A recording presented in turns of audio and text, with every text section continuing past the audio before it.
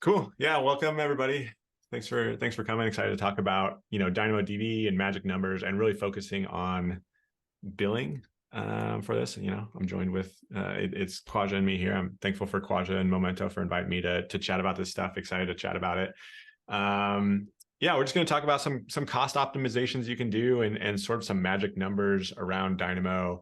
So we'll cover basic concepts, just how Dynamo does billing and things like that, and then some magic numbers for that, and also run through some scenarios. We have some spreadsheets and examples we can walk through here that are kind of fun. I love Dynamo. I think Dynamo, the more I work with it, the more I realize how unique and different it is from like almost every database out there.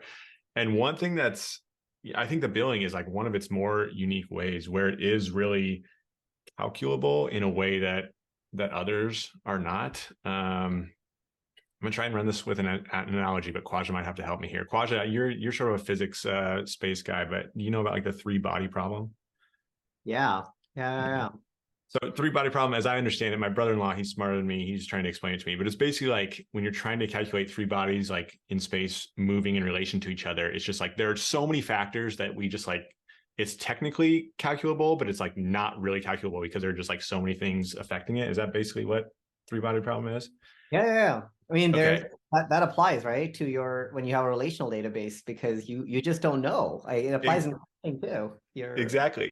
Yeah. Like that's what I think of like with a relational database. Like if you're told me try to like figure out how big my instance size needs to be, or how much memory or CPU or anything like that, it's like probably technically calculable, but there are just like so many factors you need to think about, not just like the number of operations and when they're coming in, but the size of your items, joins, aggregations, transactions, like how much memory you have, buffers, like all sorts of stuff. And that query planner really throws a wrench in things. So just like all sorts of things to where it's not really calculable to do that just like with a spreadsheet or something like that. You really need to do like some load testing or estimation or a guess and check. And usually you end up like way over provisioned for that sort of thing. But the thing I try to like make clear to people is like, you can actually calculate this with Dynamo in like a rough way. You're not going to get exact if you don't know your exact, number of accesses and things like that, but you can get a sense of like, how much is this going to cost me in Dynamo in a way that's just like very foreign, I think, if you're coming from a relational database. So we're going to walk through. Before you move away too far Yeah. from the three body problem. Yeah. One of the other problems with relational databases and serverful caches in the world is like, sure, like two bodies here are, well, you got the storage and you got the querying that you got to do. But then there's a third one that like always surprises people. It's the network bandwidth and the number of connections. So I see this happening more and more with people using Lambda is, their relational databases or their caches will just run out of socket counts, or they start to misbehave because you're opening too many connections. Because guess what happens when you hit a spike? You have all these brand new Lambdas. They start to pop up. They start to attack your relational database. And now you might need to have a bigger instance because you have to handle so many more connections, brand new connections per second. That it's just like, these are little things that you don't have to worry about with DynamoDB, where nobody cares if you make 1 million connections to Dynamo. I don't charge you for that. Yeah, I totally agree. So yeah, it's just like all these factors are just like things that sort of go out the window. And then with the calculability of cost, just like, being able to approach it in a different way, which I think is interesting. So I'll walk through like how I think about some of this stuff, both if it's like a new application, you're trying to get a sense of like what cost could be, or if you have an existing application and wondering how to optimize costs, do some interesting stuff on both of those. So let's start off with just some basic concepts and talk about your DynamoDB bill and how it's billed. And basically the two main factors for your DynamoDB table are going to be storage and operations, right? So like how much data you actually have in your table, it's actually sitting there, whether you read it or write it or not, right? They're going to charge you based on that. And then operations are the actual reads and writes that you're making against that data in your table. So those are the two main axes that they're going to charge you on. There's other stuff like backups and restores or point in time or streams or different things like that. But these are going to be the two big ones for most people. So just in terms of like how that breaks down, right? Operations, I talk about operations and they're really splitting that into reads and writes. So you're basically gonna get charged write capacity units and read capacity units. We'll go into those a little bit, but just basically like how much data you're actually writing to disk, how much data you're reading back from disk, like that's what they're gonna charge you on there. I say from disk, but I guess from Dynamo, regardless of whatever they're doing behind the scenes. In terms of operations, there are two axes. There are two just different billing modes for those operations. So more recently, they've come out with an on-demand billing mode where you don't have to provision anything in advance, and you basically just throw traffic at it. And to an extent, like they're just going to handle all that traffic and sort of handle all the scaling behind the scenes for you and just pay on an on-demand, pay per use capacity like you would with SQS or S3 or Lambda or any of these other like on-demand services. The traditional way to pay with Dynamo was provisioned mode, where you would say up front, like, hey, I want this many WCUs available. I want this many RCUs available, and they'd be available for you. Now you can sort of tweak that up and down as you want throughout the day if you have different spikes and stuff like that. But generally at any given time, your table has a set capacity and you can't go beyond that. And now you're paying like a per hour cost for those. If you go down that world of provisioned, you can do auto scaling. You can do sort of your own manual sort of clicking and auto scaling, but you can also set up auto scaling on that where it's looking at sort of utilization of your configured RCUs, WCUs, and scaling that up as it's needed. You can also do reserved capacity. So if I'm going to need 10,000 RCUs and 5,000 WCUs at a minimum on my table, I can reserve that. And just like you would for, paying for compute plans or reserve capacity with relational databases or caches or whatever, AWS is going to give you a discount if you commit to buying some of that capacity up front. So those are all things to consider, like auto scaling, reserve capacity. Auto scaling, you don't need to think about in the on-demand world. Reserve capacity, you can't do that in an on-demand world. So that's mostly just in that provisioned world if you're doing that. Now, in addition to operations, you're also going to get charged storage. I used to mostly just skip over this because it was pretty straightforward. It's like, hey, you're going to get charged, a quarter per gigabyte month or a little bit more depending on your region. But now Dynamo has two storage classes of your table. So you can set your table. They have the standard storage class, which is, the way it's always been in that sort of pricing model. But now, I believe this was 2 years ago, reInvent, I can't remember. They have a standard IA table class, which is basically, you can say, hey, I'm not going to access the data in this table as much. And just like you would in S3 with their different storage classes, what they'll do is they'll reduce the per gigabyte cost of your storage. And in return for that trade-off, your operations are going to be higher. So now your RCUs and WCU usage is going to be higher than it would in that standard mode, but your storage is going to be a lot cheaper. So if you have a big table with a lot of historical data that you need to keep around, but maybe you don't access it all the time, standard IA can really save you a bunch of money there.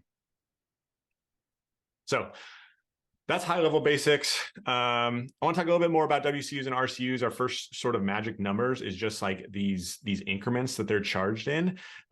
With a write, whenever you do a write, you're going to get charged in 1 kilobyte increments, and that's rounded up. So if you want to write a 100-byte item, you just like have a simple counter or something like that, and you write that to Dynamo, it's going to round that up to 1 kilobyte, and you'll consume a full write capacity unit for that. Also, if you write a 4.5 kilobyte item, they're going to round it up to 5 kilobytes there. So it's very much a step function in terms of how individual operations are charged and consuming write units. Same thing with read units, except that's going to be in 4 kilobyte increments, so a little bigger there, reading those back from disk. So those are our first two magic numbers, right? Write is in 1 kilobyte increments, reads are in 4 kilobyte increments. Now, in terms of going into like the calculability of this stuff, how do I sort of think about this? I always like to start when I'm doing some calculations using on-demand pricing because it's just easier. So, another magic number we have is just the on-demand pricing, right? If you're in US East 1 or one of the other sort of standard cheaper regions, it's going to be $1.25 for 1 million write capacity units, right? So you can basically write a gigabyte of data if you're using that for $1.25. The other magic number there is, it's a quarter per million RCUs. So when you're reading back, you can read back a gigabyte of data for about 25 cents. So those are our first things. I just want to walk through those are like interesting numbers to put on the page, but I like to do this like with actual calculators, and I'll show what this looks like here. I'll share a different screen. All right, I assume you can all see my screen. I love spreadsheets. My dad taught me Excel when I was like in grade school. He's like a finance guy, accounting, banking guy. So he taught me how to do spreadsheets, and I use them all the time. So like I make these DynamoDB calculators sometimes, and this is just like, if I have a Dynamo use case and I want to think about like, what's the rough area of what's that's going to cost me, just to see if it's feasible and start thinking about that, you can do just like the very simple math like this in a way that you just, again, couldn't do with a relational database, right? So I have this calculator. To use it, like first thing you do is think about how big your item size is. And there's this really cool tool. Hold on, I'm gonna refresh this. This is a guy named Zach Charles. I used to work with him at Steady briefly, but he made this item size calculator where you can like paste in an item and it'll tell you how big it is. So I have an example item. Let me copy it. So imagine I'm making like some sort of e-commerce store and we have orders, right? And my order item looks something like this, right? I had ChatGPT generate this for me, but it's got an order ID, a customer ID, an order date, a shipping address, the different items in my order, and a status, right? And you know, it can be whatever you want, but just like generate some example item from your application, and then you can just calculate that. And this is 236 bytes, right? So you figure out how much that is. It's going to turn it into DynamoDB JSON, which has like these little type hints or indicators in them. So I have a 236-bit byte item. So now I know, like, I could go put that in here. I'm just going to put a 1 kilobyte item in terms of how big is my item. Well, it's about 1 kilobyte, or I can do, you know, maybe I'll do half a oopsie. Oops. Okay. Half a kilobyte. So I have a half a kilobyte item. I'm doing this e-commerce store, right? So people are making orders, and I'm wondering how much that order workflow is going to cost me. And next thing I look at is like, how many writes am I going to do on that item per year, right? And when an order is created, you know, that's written once. It also like probably has a few different status changes as it goes through, like being ordered, being processed, like prepared for shipping, shipped, delivered, canceled, all different things like that. But maybe like, let's just be sort of conservative and say like, hey, it's going to get written 10 times per year per item, just as it updates those status or different things are changed like that. And then how many times is that item read per year? Well, you know, maybe I'll go check that item a few times, or if I check my order history, it's going to pull that item back as part of that. So maybe we'll have like a 10-to-1, you know, read to write ratio for that item. But if I look at that and now I do these calculations, like that write cost per million, the read cost per million in total. So if I have 1 million orders to my e-commerce store, and these are sort of the rough, you know, sizes and number of writes and reads and things like that, it's going to cost me $25 a year using DynamoDB on demand to handle just that sort of order portion of my application, right? And like the thing, like that's where I think, again, Dynamo is so interesting. Like you can do this in a spreadsheet, which again, I love spreadsheets. So I think this is like super fun to do stuff like that, but it just gives you a sense of like, hey, is this feasible the way we have it worked out? You can also see like what, you know, what ends up costing a lot for different things. Another example I had, like, I worked with a client once that had sort of like it was like a ledger archival type workflow, right? Where maybe they had a larger item size. It was 3 kilobytes.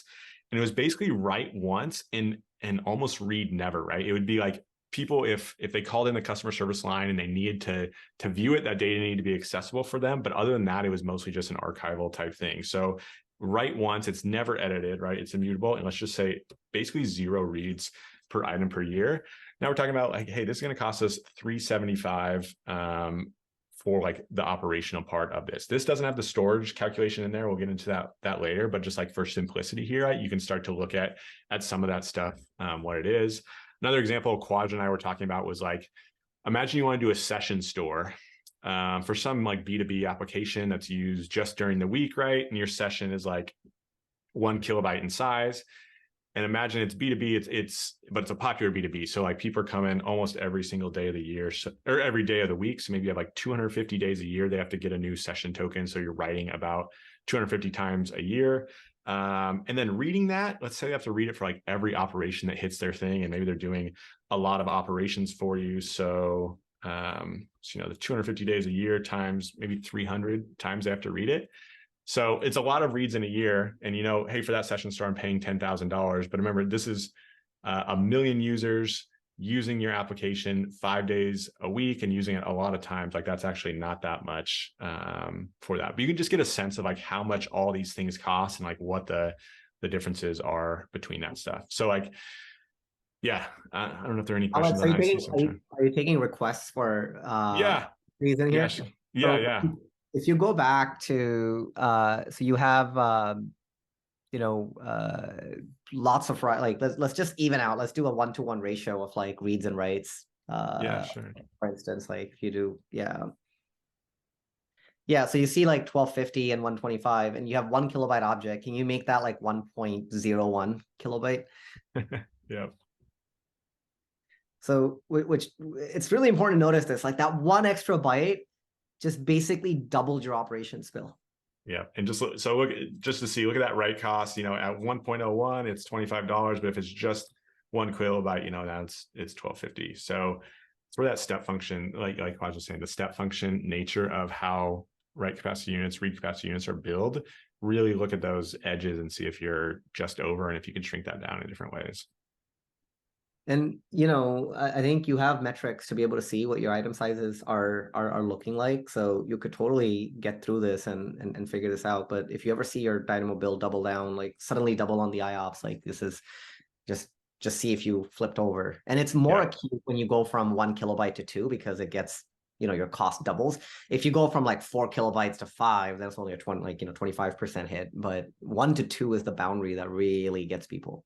I remember we actually had that happen once at a place where we just added this like new sort of largish attribute to an existing item that we had for a while, and all of a sudden our write IOPS are like twice as high as they used to be, and it's like, wow, what happened here? Yeah. All right, so let's go back to the slides then. Or I'm sorry, do other people have like other scenarios that they want to run down on their estimates too before we?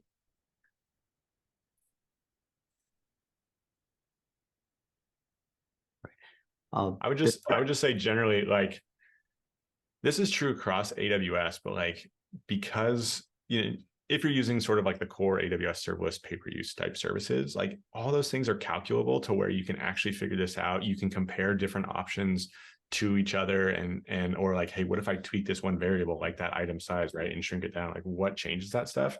And I think just like being able to do quick and dirty calculations like that is such a gift. And it's especially unique in the database world, because like you can't do that with, you know, most sort of server-based instances. Yeah.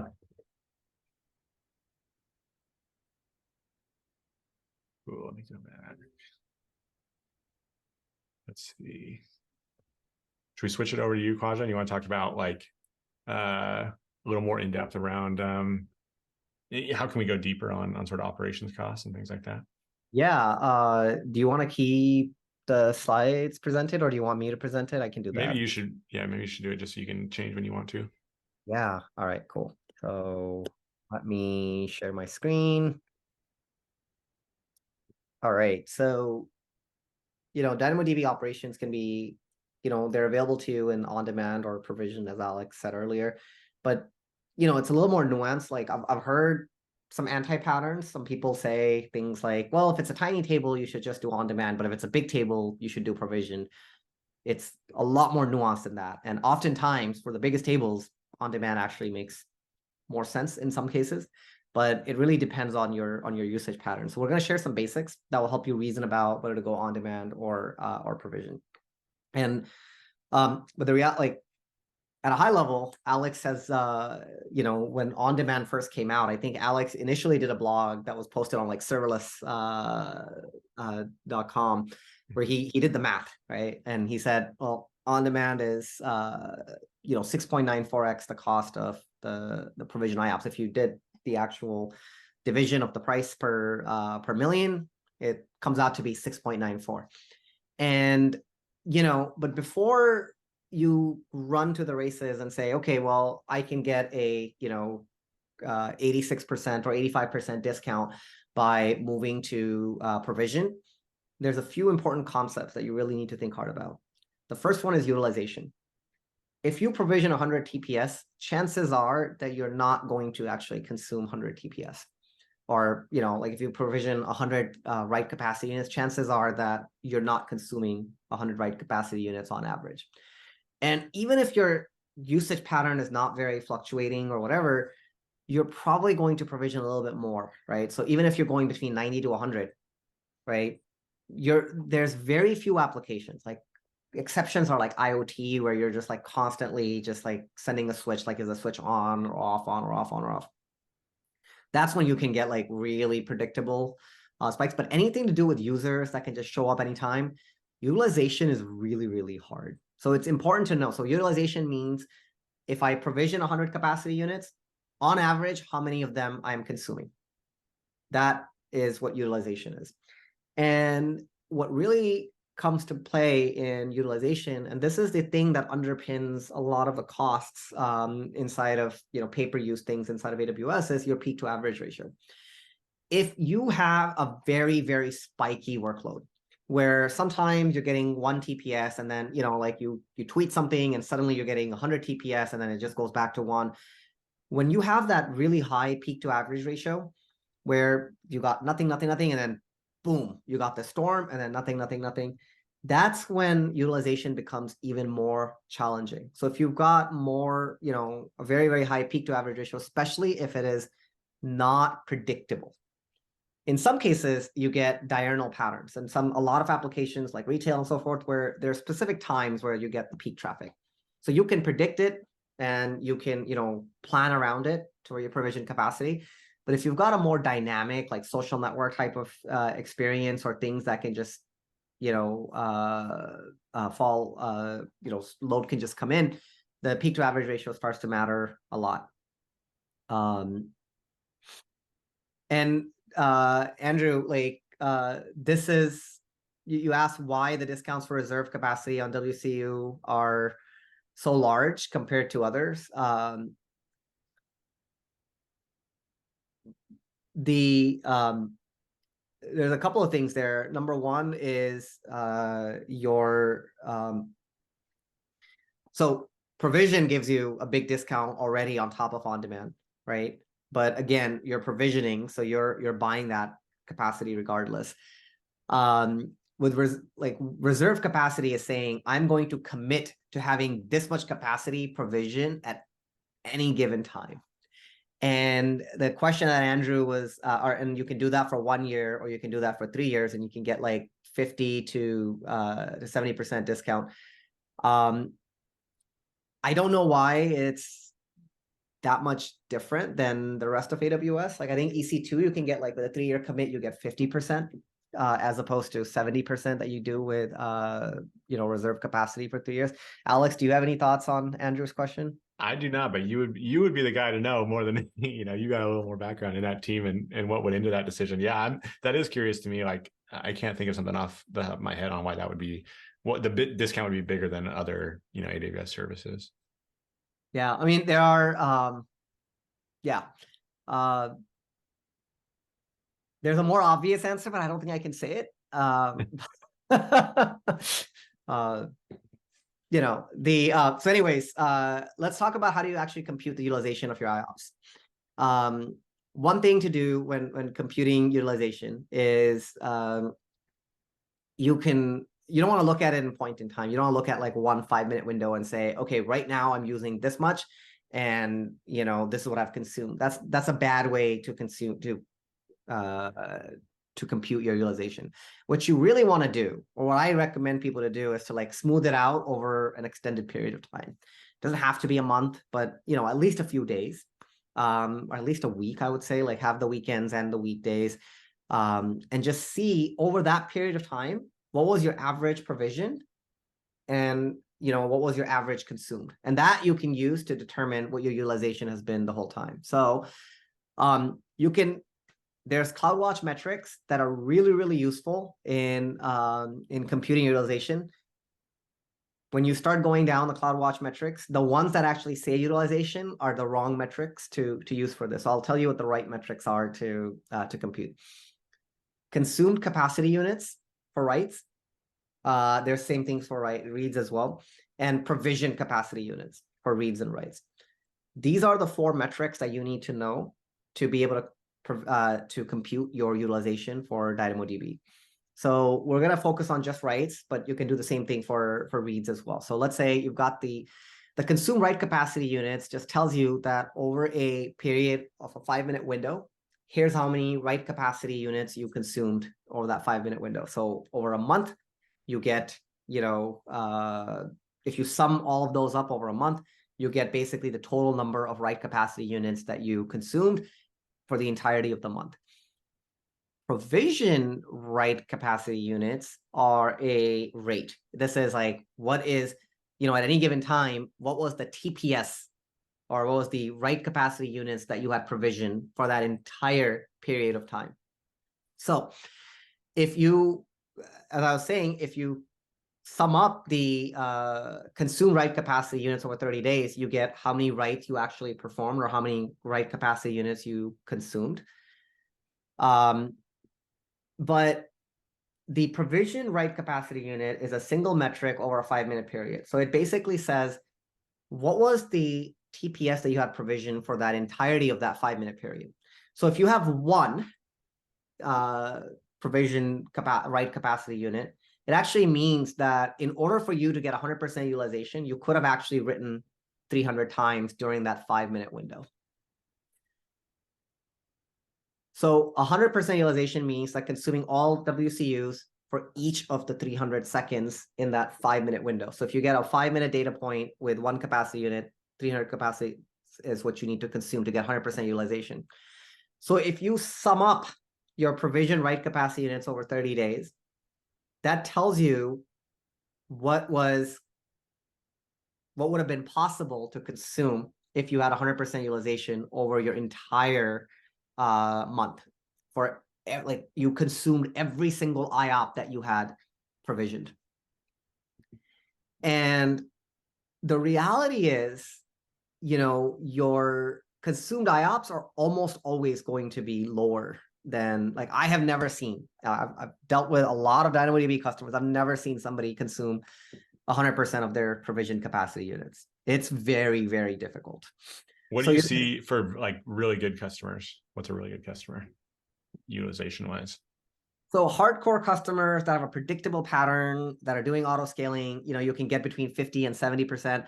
If you have any unpredictable load, like 10 to 20 is usually where you're gonna get, if you're provisioning, because you got a provision for peak, right? Like, that's just the reality of it.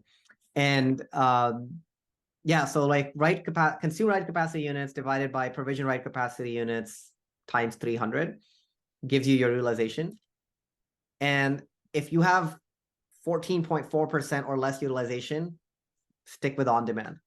And you'd be surprised at how many customers end up actually having less than 14.4% utilization for their tables, for very large tables as well.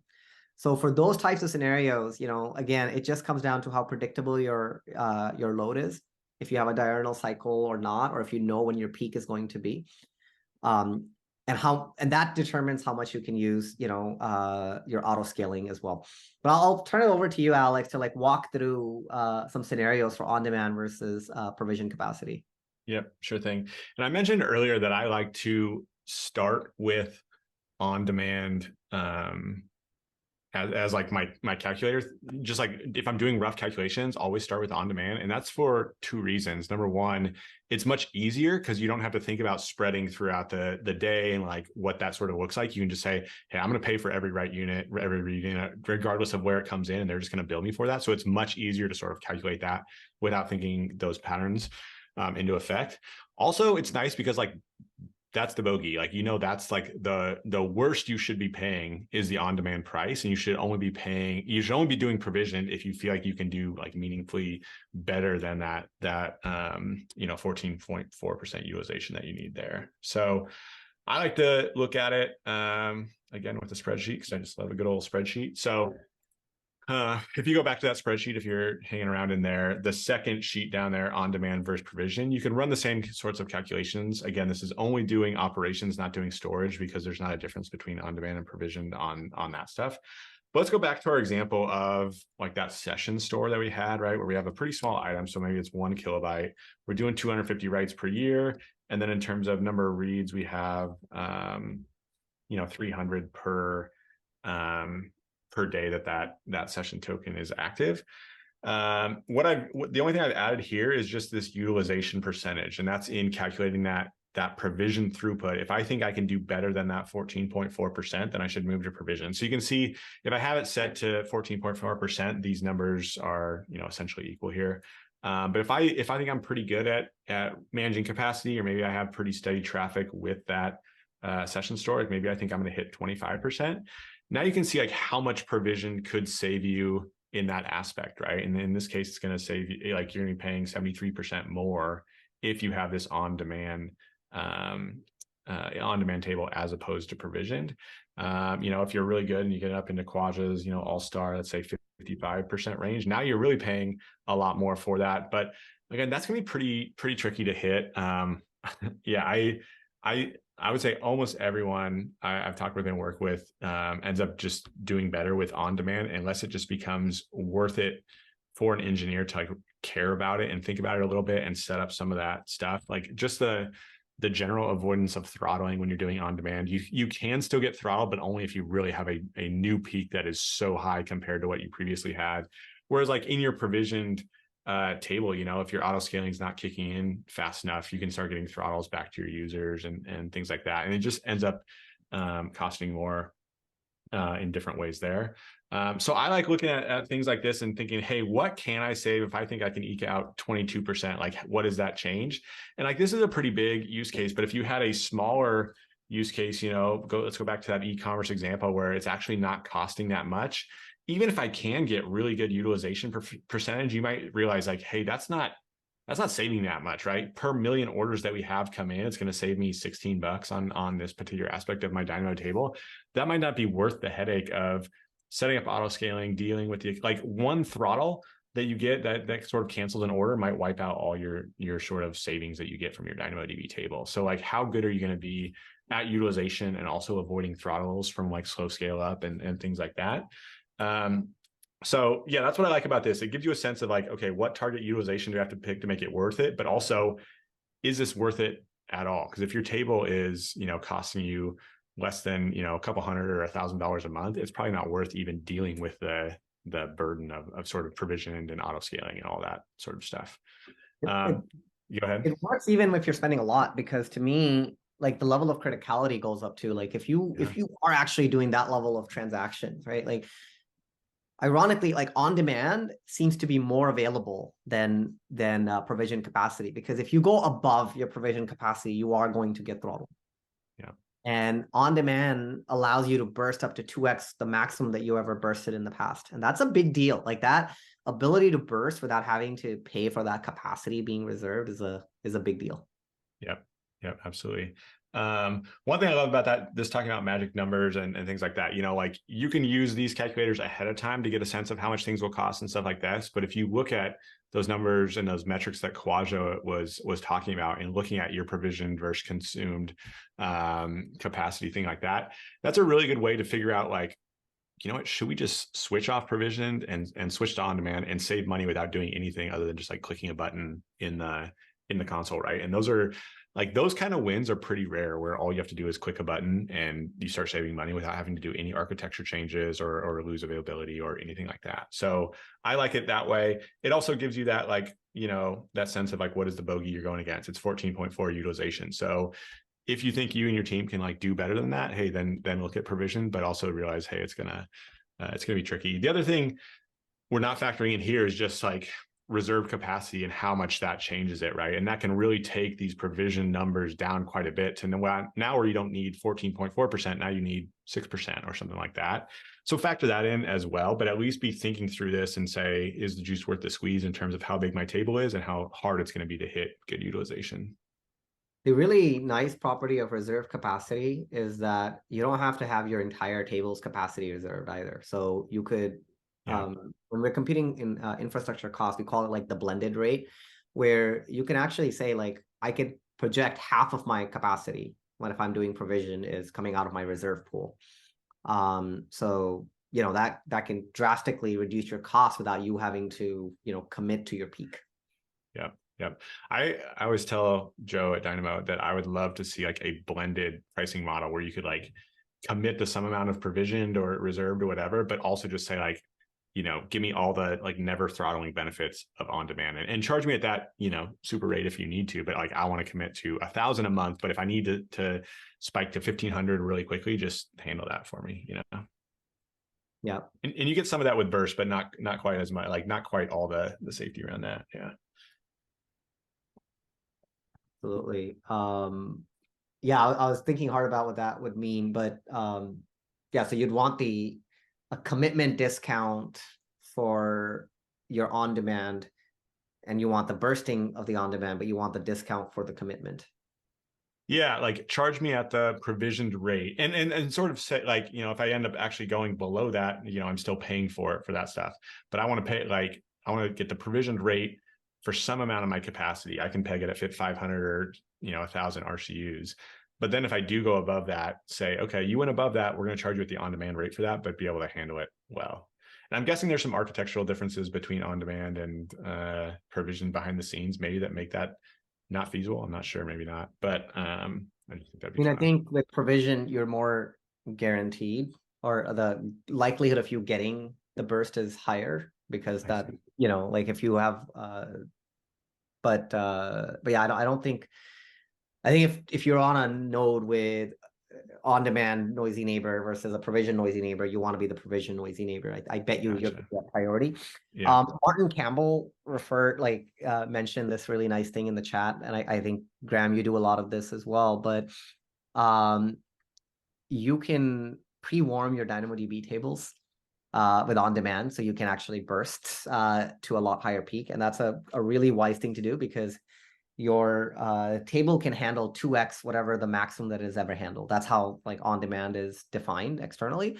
The really cool thing though is you can actually cheat. You can provision a bunch of capacity and then go to on demand mode. Now just be careful, because if you also, what happens, like the way Dynamo is going to give you more capacity is by having more partitions to your table, and that is fine nowadays with on demand and so forth and global admission control. It's totally fine for you to have lots and lots of partitions until you start doing like DynamoDB streams.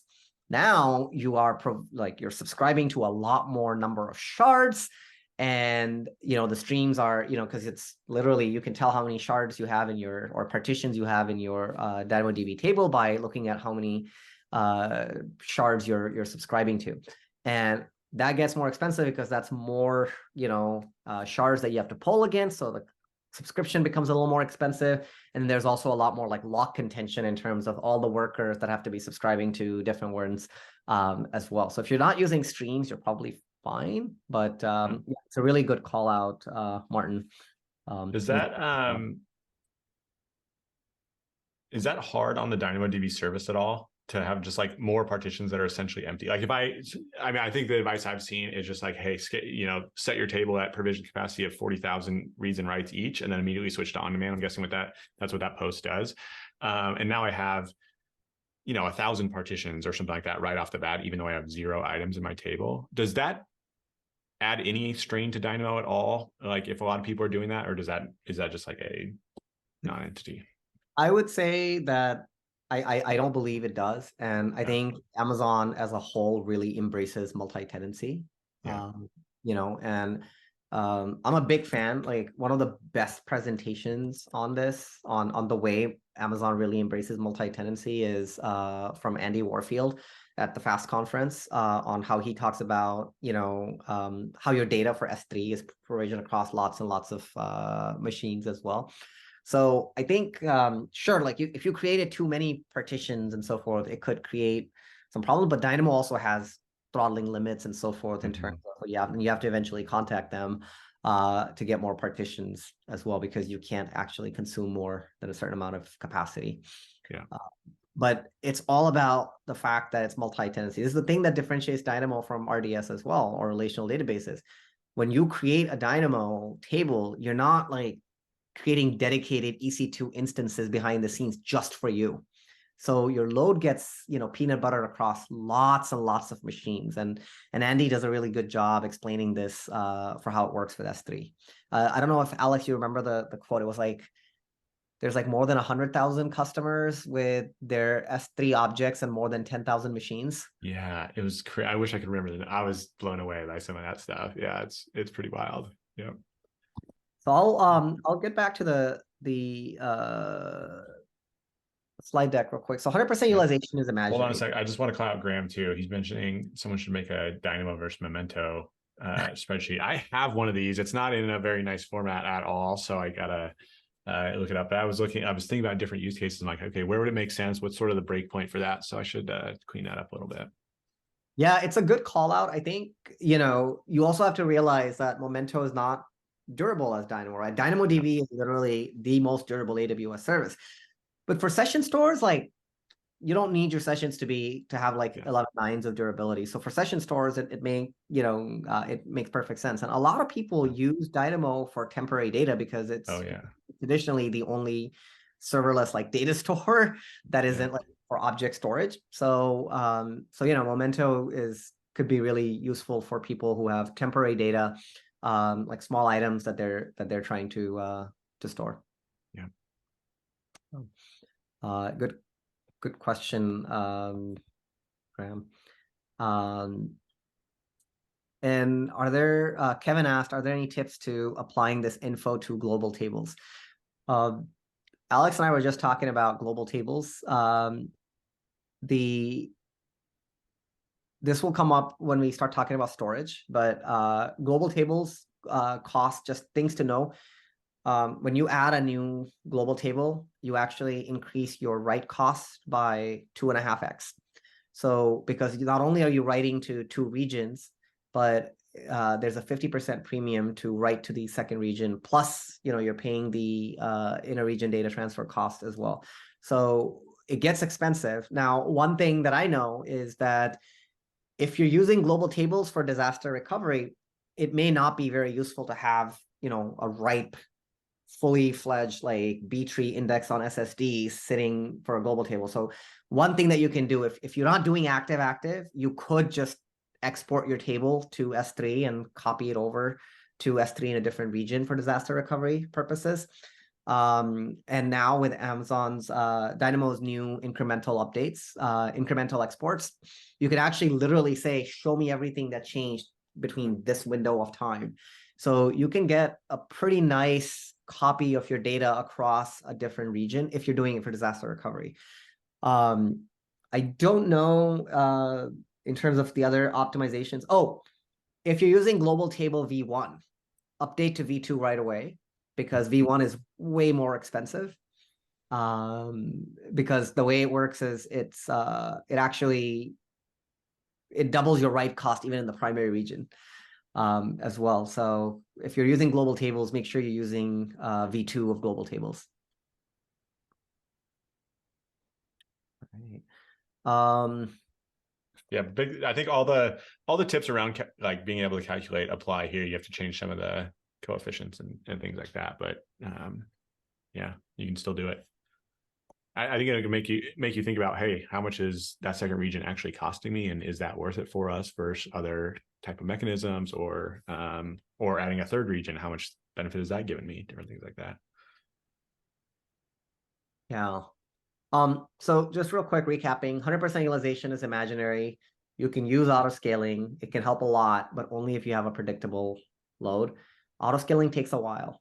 For auto scaling to kick in, you have to get 2 consecutive 1-minute data points in CloudWatch for auto scaling to request Dynamo to scale up. And Dynamo may or may not scale up instantly anyway. And same thing for DynamoDB to scale down, you're talking 15 consecutive 1-minute data points. Now, these numbers came from Pratik. He tweeted this on as a response to our magic number thread. The reason why I bring this up is auto scaling cannot save you from bursts in the way that on demand can. By the time Dynamo will scale up the capacity or provision capacity to deal with the burst, your burst might be done. So on demand has a much better property of being able to handle 2x your your historical peak. And like Martin said, you can pre-warm it to a higher number as well. So on-demand cost. So that goes to like, knowing your use case in your domain, like, hey, are we going to have the type of things that are super bursty, that are 2x my peak or much higher? Or is it more like, is it a online retail store that is, it's pretty diurnal and has reasonable patterns to where it's going to slowly increase. It's going to have, a big difference between peak and trough, but that increase is slow, the decrease is slow, and maybe auto scaling will work there. Yeah, but especially like if you can do scheduled auto scaling, like then it's much easier to achieve higher utilization. So TLDR, on demand costs 6.94x more than provision, but it's still often cheaper. Yeah. And one other thing, like Alex said this, but just wanted to explicitly call it out. Like anytime you start by estimating DynamoDB costs, like use on-demand pricing because the math is easier. And then you can, do the 6.94x division for your provision cost, and then divide that by your utilization as well. So because you're probably going to need to provision a little bit more than what you actually have. And then think through your item size. Item size are really critical in optimizing your operations cost. One other thing, just real quick on item sizes. One thing that relational databases do have a leg up on a NoSQL database is your attribute names. Like you can have a huge attribute name in a relational database and it's not going to get copied, like it doesn't impact you much. But in Dynamo, if you have like an autobiography for your attribute name, that autobiography is going to get, reinserted with every single item. So you'd be surprised at how profound of an impact calling something timestamp versus TS can make. Right? Because if you have billions of items, right, like you're, like that's a lot of characters. And especially if it could push you over from, being over 1 kilobyte to be under 1 kilobyte. Same thing with binary data types. Yeah. Yep, great stuff there. What about speaking of counting the bytes, if I said magic number of 100, what am I talking about there? Do you know? Probably not enough of a hint. Like if I wrote an item, I guess I'll just say, like, I believe there's a 100 byte storage overhead for every item, right? That is so every single item. I'm not sure, I guess, if that gets added when in calculating RCUs and WCUs, when that gets added. But if I have a 950 byte item, it's actually going to be a 1050 byte item when it's all said and done because of that storage overhead. Is that right? Am I saying that right? That's right. I mean, somebody actually did a blog on this this week where they calculated. Pete Naylor retweeted it. I can find it, but they were trying to estimate. I actually don't know off the top of my head what that overhead is, but there is an overhead for storage. I don't think it applies to your write capacity units. If you wanted to find out, Alex, just your gigabit. Okay. Yeah, you literally, like, after you do a write, it tells you the capacity. Yeah, you can do return consumed capacity. That's true. Yeah, I'll try that with a 950 byte item and see what I get back. Yeah. And then there was a question on binary data type. So DynamoDB has way more than string. You can actually have numbers, you can have booleans, and you can have binary data types. So like timestamp is a great one where, if you store that as an 8-byte object, binary, that's, versus like using ISO 2601, I think, or whatever that convention is for, that's like 21 characters. So that's 21 bytes. Yeah. That's, so that's 13 bytes that you can save right there for each item. Yeah. But you can, let me see. I think this came out when Dynamo, I'll see if I can find the list of data types and put it in the chat as well. All right. There is a storage class called standard IA, and IA stands for infrequently accessed. And what that means is Dynamo will give you a 60% discount on storage for a 100% or 25% upcharge on IOPS. Now, there's a lot of angry tweets about why this is a scam and so forth. Like it was somewhat ridiculous, but some people on Twitter were just angry for the sake of being angry. But it's actually quite nice because because Dynamo didn't always have standard IA. And what they realized is that, hey, if you're a customer that's just using Dynamo for storage and you're not consuming a lot of the IOPS, you're leaving these IOPS to be consumed by other on-demand customers. So you've got this, trade-off that you can make. You can get a 60% discount if you're willing to pay an extra 25% for your IOPS. And the magic number here is 2.4, and I'll get into what that means. That's very true, Martin. So imagine you're paying X dollars a month for your storage and Y dollars a month for your operations. Okay, it's just that simple. You can go to your DynamoDB table or bill and just see what you're paying for a given table for storage and what you're paying for IOPS. Your bill is going to be X plus Y. It's what you pay for storage plus what you pay for operations. And in order for standard IA to be a win, that number has to be higher than what you would pay with standard IA. So standard IA gives you a 60% discount on your storage. So you multiply your storage cost by 0.4, and then you multiply your operations cost by 1.25. So if you do the math, it just comes down to 2.4 times your storage, as long as when you multiply your storage bill by 2.4, as long as that number is greater than your IOPS bill, you're better off going to standard IA. And this, let's shift over to Alex's calculator to really help you internalize some scenarios here. Yeah. So I can do this one on a calculator as well. I assume y'all can see my screen. So same sort of thing we can do here. The one thing I would say is where I think you can do a lot of the operation calculations up front and get a sense of roughly how much will this cost, or even comparing. I use like those calculations a lot to compare. What if I approach it this way versus another way, like using a secondary index versus sort of overfetching on the main table, different things like that. I think that works really well. You can do the calculations with standard versus IA, but two things to note is IA is unlikely to be cost effective at the beginning. It's like when you have a brand new table because you don't have any data in it, right? So you have to do a bunch of operations to get data in it. And then it's really more effective once you have a lot of data. And now it's like, well, have I hit that tipping point of now my storage is costing me a lot more than my IOPS there.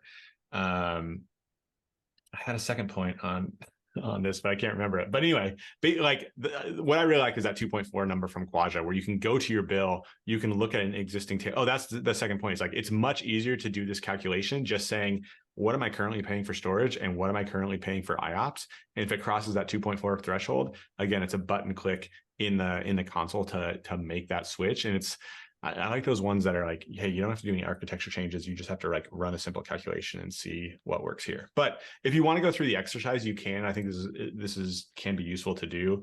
So again, here, let's go back to that. The order use case, I have an item size of 1. I do 10 writes a year and 100 reads a year. In that case, I did this out over a year, so I'm paying a whole year of storage costs. And you can see that standard is going to be cheaper in that use case. I think what's interesting here is now when you get 5 years down the road where, the orders from the previous 4 years, you're paying for storage on those, you're probably not doing many operations on those. And now it's probably tipping and flipping over to where that is more costly for you there. You could also think of like that ledger type use case where maybe I have like kind of a large item size. I write it once and I read it never. Well, in that case, it might be cost effective right away to use that standard IA storage class. If you basically it's a ledger, you want that data to be readable and accessible if needed, but in reality, it almost never gets read. Like, hey, that can be a way to think about using infrequent access.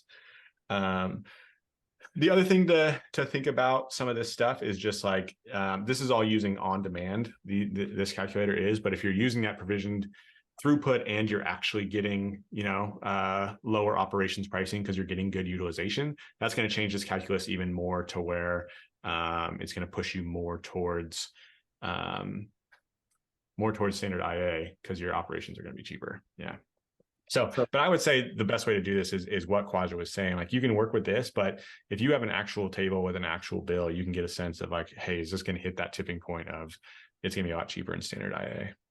I really want to underscore what Alex said about how easy the IFA bills are. So Ellery and I were at a customer yesterday, and I kid you not, true story. They are like, we literally found $500,000 in cost savings with IFA tables. Just like, and they like, we literally had a slide that, we were like, look, like you can save $500,000 before the end of this meeting. Because you can just turn on IFA on these. And it's just crazy. And it doesn't affect your availability. It doesn't affect anything else. It's literally a button click in the console. The finance guy can do it, or someone else could do it. Yeah, it's pretty interesting. And that's true with on-demand. Switching to on-demand as well. You can get that if you realize, hey, we actually just had some way over provisioned tables and we're not getting good utilization. Do the same thing. Yeah. It really depends. Like, so without getting into too many specifics, Martin, it really depends, because not all your tables, like you don't have to set up IFA on all your tables. You really want to mathematically go through and like look at your provision capacity versus consumed, or your IOPS bill versus your storage bill, and see which ones are less than 2.4. And it really depends on how close you are on that window. So you can see the savings here, right? Like if you play with the sheet, you can see the savings in terms of how much you actually save depending on what your storage cost is. One thing, because we're running out of time, but like one thing to know is like oftentimes this changes. So in the early days of a table, it may look like IFA is a total loss, but as time goes on and your table gets bigger and you're storing more data, there's a tipping point that happens when IFA suddenly becomes cheaper. And you can switch at that time. You don't have to choose like when you create your table, both with on-demand and with the table class. You can switch almost at any time. Like I think they limit you how many times per day you can switch, but other than that, you can switch between those, which is really nice. That's right. And just to like, Alex came up with this with a few scenarios, but if you have a 1 kilobyte item, like you're doing 1 million writes per month and you're doing on-demand only and there's no reads. In this scenario, at the end of the month, you've written a gigabyte and you're paying $1.25 to write the items 1 million times. So you're spending $1.25 on your IOPS and 25 cents on your storage. So in this case, it's a 5x. So it's bigger than 2.4. Standard wins. 3 months later, standard IA wins, because now you're paying 75 cents per gig, or 75 cents for storage, and still 125 for your IOPS. So now your IOPS divided by storage is less than 2.4. So suddenly standard IA becomes cheaper. So this is just something to keep an eye on for your longer lived table over the history of time. And then similarly, if you just go from on-demand to provisioned and you're getting good utilization, standard IA wins off the bat. So again, just take a look at your bill, see what you're paying for IOPS versus storage. Really quick, last minute tidbits here. You can make IOPS appear out of thin air by using TTLs. Deletes are free with TTL. Bulk ingest and incremental exports, much, much cheaper. And then putting your item sizes on a diet can help you earn more IOPS too. And then my favorite, like I love The Simpsons. Inflammable means flammable. What a country. Yes, inflammable is flammable. And a strongly consistent read is not guaranteed to give you the latest item. So you can probably save yourselves 50% on your reads just by going to eventually consistent. We're going to cover a lot more of depth and detail on this kind of stuff next week for our second Lunch and Learn in this series. And Kelsey will put a link to that in the chat. And also come by and learn why your strongly consistent reads may not be as strongly consistent as you might think, and why your eventually consistent reads might be more consistent than you might think too. That's the hook. Numbers that breathe life into awesome streams and have fun along the way. So I'm going to talk a little bit about our fiscal year 24 goals. Yeah, there we go.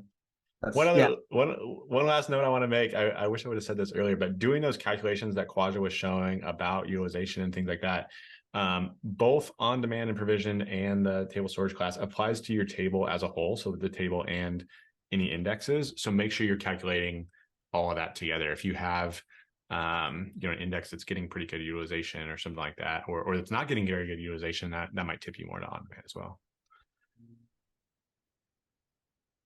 Great.